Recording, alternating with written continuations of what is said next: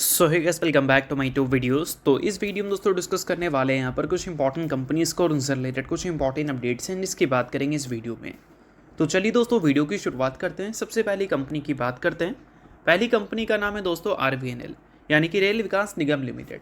But इसको discuss करने से पहले अगर आपने अभी तक चैनल को सब्सक्राइब नहीं किया है तो चैनल को सब्सक्राइब करके बेल आइकन को प्रेस कर लो और सेवी रेस्टो टेलीग्राम चैनल को भी ज्वाइन कर लो, जिसका लिंक आपको डिस्क्रिप्शन में देखने को मिल जाएगा। और एक डिस्क्लेमर भी है, जो भी कंपनी से रिलेटेड न्यूज़ एंड अपडेट्स हम लोग कवर करेंगे वो सारी न्यूज़ एंड अपडेट्स सिर्फ और सिर्फ एजुकेशन पर्पज़ के लिए है, सीखने के लिए है। तो इसको किसी भी तरह का इन्वेस्टमेंट एडवाइस मत समझना, आप खुद से रिसर्च और एनालिसिस भी कर सकते हैं। तो चलिए दोस्तों वीडियो की शुरुआत करते हैं। सबसे पहले बात करते हैं RVNL से रिलेटेड कुछ इंपॉर्टेंट न्यूज़ एंड अपडेट्स के बारे में। सो दोस्तों RVNL की अगर हम बात करें तो ये कंपनी आपको काफ़ी ज़्यादा आज के दिन फोकस में देखने को मिल रही थी, क्योंकि कंपनी से रिलेटेड एक काफ़ी अच्छी न्यूज़ हमें सुनने को मिल रहा था। अगर हम बात करें RVNL के न्यूज़ के बारे में तो न्यूज़ यहाँ पर यह है कि इस कंपनी को मिल चुका है एक अनदर कॉन्ट्रैक्ट। अनदर इसलिए बोल रहा हूँ क्योंकि कल के दिन भी कंपनी कॉन्ट्रैक्ट की वजह से ही फोकस में देखने को मिल रही थी। अब इस कॉन्ट्रैक्ट के साइज़ की अगर हम बात करें तो वो हमें 656 करोड़ का देखने को मिल रहा है, जो कि पिछले बार के मुकाबले बड़ा है। अब ये दिया किसने है, तो ये दिया है NMDC ने, और ये छत्तीसगढ़ प्रोजेक्ट के लिए हमें ये सारी चीज़ें सुनने को मिल रही है। अब इसमें RVNL का क्या रोल रहेगा, तो चलो उसको भी समझाता हूँ। तो देखो यहाँ पर चीज़ें थोड़ी सी डिटेल में मेंशन की गई है। बताया गया है कि RVNL जो है वो कम्प्लीटली इंगेज रहने वाली है रेलवे इंफ्रास्ट्रक्चर प्रोजेक्ट में। ये जो कंपनी को ऑर्डर मिला है इसमें कंपनी रेलवे इंफ्रास्ट्रक्चर प्रोजेक्ट में काम करने वाली है, जहाँ पर न्यू लाइन्स इंक्लूडेड है, doubling, gauge conversion, railway electrification, उसके अलावा metro projects, workshop, major bridges, ये सारी चीज़ें इस कॉन्ट्रैक्ट का पार्ट हमें देखने को मिल रहा है। तो बेशक ये सारी चीज़ें बिजनेस पॉइंट ऑफ व्यू से अगर आप देखोगे तो काफ़ी अच्छी सुनने को मिल रही है। सो अगर आप RVNL के इन्वेस्टर हो तो बेशक आपके लिए भी ये एक अच्छी न्यूज़ है। सो अब दोस्तों वीडियो में आगे बढ़ने से पहले बात कर लेते हैं एक सेबी रजिस्टर्ड टेलीग्राम चैनल के बारे में, जिसका नाम है ट्रेडर पाजी। इनका रजिस्ट्रेशन नंबर आप यहाँ पर नोट कर सकते हैं। 8 साल से भी ज़्यादा का एक्सपीरियंस है इनको ऑप्शन एंड स्विंग ट्रेडिंग में, और इनके टेलीग्राम पे चैनल। इसके अलावा दोस्तों मार्केट समरी से रिलेटेड कंप्लीट डिटेल्स आपको यहाँ पर अपडेटेड देखने को मिलती है। उसके अलावा मार्केट के जो इंपॉर्टेंट लेवल्स हैं वो सारी चीज़ें भी आप यहाँ पर चेकआउट कर सकते हैं। साथ में दोस्तों कंपनी के टेक्निकल्स को प्रॉपर एनालिसिस कर यहाँ पर अपडेट किया जाता है, जिसको भी चेकआउट आप कर सकते हैं बिल्कुल फ्री ऑफ कॉस्ट। तो लिंक आपको डिस्क्रिप्शन में देखने को मिल जाएगा, लिंक के थ्रू जाकर चैनल को बिल्कुल फ्री में आप ज्वाइन कर सकते हैं। तो चलिए दोस्तों बात करते हैं अगली कंपनी के बारे में। सो अगली कंपनी का नाम है HFL। HFL आज के दिन फोकस में देखने को मिल रही थी क्योंकि NCLT की तरफ से इस कंपनी को अप्रूवल मिल चुका है डिमर्जर के लिए।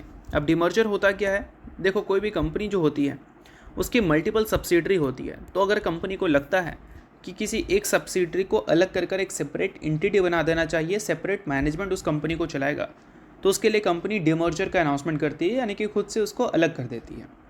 तो अभी अगर आप उस कंपनी की सब्सिडरी पे इन्वेस्टमेंट करना चाहो तो नहीं कर सकते हैं, बट आफ्टर सेपरेट एंटिटी आप उस कंपनी के सब्सिडरी पे अकेले सिर्फ चाहो तो इन्वेस्टमेंट करना चाहो तो कर सकते हो। अब वो कंपनी का नाम क्या है, तो नाम है दोस्तों एवेलॉन कॉस्मेटिक प्राइवेट लिमिटेड। इसकी डिमर्जर हमें देखने को मिलेगी और इसके लिए ग्रीन लाइट यानी कि बोल सकते हैं अप्रूवल मिल चुका है इस कंपनी को।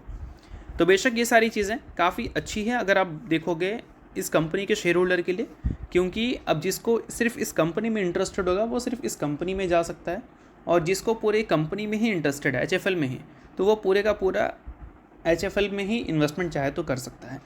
बट ये सारी चीज़ें सिर्फ एजुकेशन पर्पज़ के लिए, इस चीज़ को भी आप ध्यान में रखना। सो इसके अलावा बात करें अगली कंपनी के बारे में। अगली कंपनी का नाम है Reliance industries limited.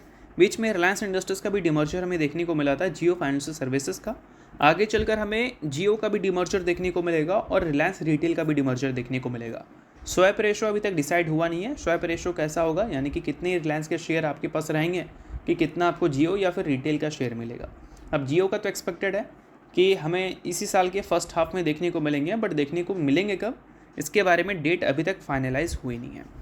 But Reliance से रिलेटेड कुछ चीज़ें ज़रूर हमें फाइनलाइज होती हुई दिखी है, जिसमें मेंशन किया गया है कि रिलायंस इंडस्ट्रीज़ ने अलॉट किया है रिलायंस इंटेलिजेंस को 597 करोड़ के शेयर्स। किसके, REIL के। अब ये REIL का मतलब क्या है वो समझाऊंगा, बट साथ में ये भी समझो कि 257 करोड़ के शेयर मेटा आर्म को भी इन्होंने अलॉट किया है। अब इसका मतलब क्या है, तो इसका मतलब यहाँ पर यह है कि रिलायंस इंडस्ट्रीज़ की एक सब्सिडरी है, इसका नाम है रिलायंस एंटरप्राइजेस इंटेलिजेंस, ठीक है, उसको अलॉट किया गया है इतना इक्विटी शेयर्स, किस चीज़ का, रिलायंस इंटेलिजेंस का, क्लियर। और फेसबुक को अलॉट किया गया है कितना, अगर नंबर में देखोगे मतलब रुपीज़ में देखोगे तो 257 करोड़ के शेयर्स उनको अलॉट किया गया है। और ये जो कंपनी है रिलायंस इंटेलिजेंस, इसका 70% स्टेक्स रिलायंस कंट्रोल कर रही है और बाकी का जो नंबर है वो आपको फेसबुक कंट्रोल करता हुआ दिखेगा।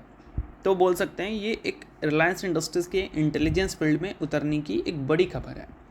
ऑलरेडी $110 बिलियन की न्यूज़ हमने सुन रखा है। अब रिलायंस इंडस्ट्रीज़ एआई को जो अडेप्ट करने की कोशिश कर रही है उसके लिए बड़ा चेहरा अपने साथ जोड़ रही है, जो कि है फेसबुक। तो ये सारी चीज़ों को भी आप नोट कर सकते हो अगर आप रिलायंस के इन्वेस्टर हो तो। बाकी अभी रिलायंस को अगर आप देखोगे तो पिछले 5 साल का मीडियन पी का लाइन ये रहा, 26 का मीडियन पी है। करेंट पी उससे भी नीचे आपको देखने को मिल रही है।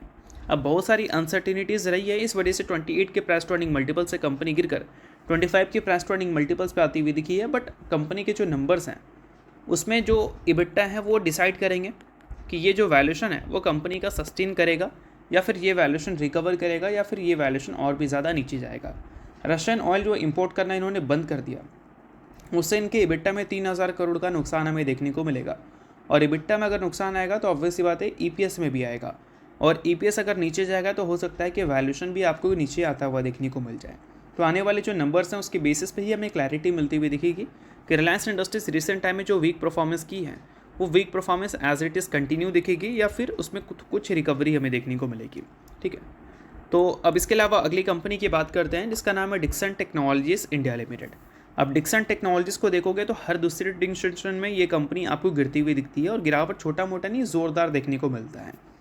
गिरावट का रीज़न क्या होता है, रीज़न एक ही है, ब्रोकरेज हाउस की रिपोर्ट इस कंपनी को लेकर जो पब्लिश होती है वो रिपोर्ट में डिक्सन टेक्नोलॉजी को ख़राब रेटिंग मिलता है।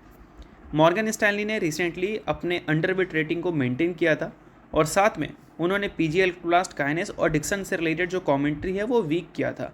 क्यों भाई, क्योंकि DRAM के प्राइजेस रिसेंट टाइम में काफ़ी ज़्यादा बढ़ चुके हैं, तो मोबाइल की जो डिमांड है ऑलरेडी काफ़ी स्लो है।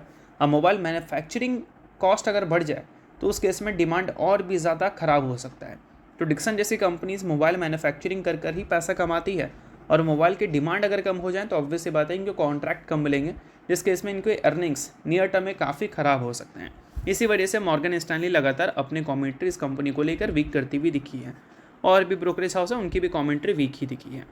बट इन सारी चीज़ों के बाद डिक्सन टेक्नोलॉजीज़ में सबसे बड़ा क्वेश्चन ये पुट होता है कि गिरावट अगर हो रही है तो गिरावट जाकर रुकेगा कहाँ पर। तो देखो एग्जैक्ट फिगर तो किसी के पास नहीं होता है, ना मेरे पास होगा ना डिक्सन टेक्नोलॉजी के पास होगा, बट कुछ चीज़ें हैं इसको हम देख सकते हैं सीखने के लिए। अभी डिक्सन टेक्नोलॉजी का current price to earning multiples अगर देखोगे पिछले 5 साल के ग्राफ में तो सबसे लोएस्ट लेवल पे, इतना नीचे price to earning multiples Dixon technology का पिछले 5 साल में कभी भी हमें देखने को मिला नहीं है। और पिछले 10 साल की बात करें तो 2020 में कंपनी का जो प्राइस टू अर्निंग मल्टीपल्स था उससे सिर्फ current price to earning multiples आपको ऊपर दिख रहा है, बाकी उससे पहले या फिर उसके बाद कभी भी इतना नीचे कंपनी का वैल्यूशन हमें आता हुआ दिखा नहीं था। इससे पहले भी वैल्यूशन नीचे आया था बट 70 के प्राइस टू अर्निंग मल्टीपल्स पे आया था, अभी तो 40 के आसपास आ चुका है। अब इसका मतलब ये है कि डिक्सन टेक्नोलॉजी ऑलरेडी अच्छा खासा टूट चुकी है, और इंट्रिंसिक वैल्यू से ही अगर आप देखोगे तो डिक्सन टेक्नोलॉजी अभी भी क्वाइट एक्सपेंसिव दिखती है। बट अगर वैल्यूशन के हिसाब से देखें पिछले 5 साल के रिपोर्ट के हिसाब से, तो उस टाइम डिक्सन टेक्नोलॉजी में ऑलरेडी एक अच्छा खासा हमने सेल ऑफ देख रखा है। बाकी अगर आप डिक्सन टेक्नोलॉजी के आने वाले अर्निंग्स में बहुत ख़राब अर्निंग्स देखते हो तो ये गिरावट हो सकता है कि आगे चलकर आपको रिपीट होती हुई दिखे। बट जितनी न्यूज़ हमें देखने को मिली है इलेक्ट्रॉनिक मैन्युफैक्चरिंग से रिलेटेड गवर्नमेंट के साइड से, उन सारी चीज़ों की वजह से हो सकता है कि डिक्सन टेक्नोलॉजी को मोबाइल का रिप्लेसमेंट मिल जाए, और मोबाइल का रिप्लेसमेंट अगर डिक्सन को मिलता है तो ऑब्वियस सी बात है कि कंपनी कुछ अलग सोर्स से भी एक अच्छा रेवेन्यू एंड अच्छा प्रॉफिट रिपोर्ट कर सकती है, जिस कारण कंपनी की ईपीएस हो सकता है कि सस्टेन हो जाए जिस लेवल पे अभी आपको देखने को मिल रहे हैं। तो ये सारी चीज़ों पे आप ध्यान दे सकते हो अगर आप डिक्सन के इन्वेस्टर हो तो। बाकी अगर आपने अभी तक सेबी रजिस्टर्ड टेलीग्राम चैनल को ज्वाइन नहीं किया है तो उसको जाकर आप ज्वाइन कर लो, लिंक डिस्क्रिप्शन में है, फ्री में आप चैनल को ज्वाइन कर सकते हैं। इसके अलावा बात करते हैं अगली कंपनी के बारे में, नाम है इन्फोबीन्स। रिसेंटली दोस्तों कंपनी ने बोनस अनाउंसमेंट की थी 3:1 के रेशियो में, जिसका रिकॉर्ड डेट कंपनी कल के दिन सेट करती है 27 फरवरी का। अगर आप इस कंपनी के शेयर होल्डर हैं तो बेशक इस न्यूज़ को आप नोट कर सकते हैं, शेयर होल्डर नहीं है आप इग्नोर कर सकते हैं, न्यूज़ थी इस वजह से मैंने बता दिया, बाकी ये किसी भी तरह का रिकमेंडेशन नहीं है। तो होप करता हूँ ये वीडियो आपको अच्छा लगा होगा। लाइक कीजिए, पहले बार सब्सक्राइब कीजिए। बहुत बहुत शुक्रिया।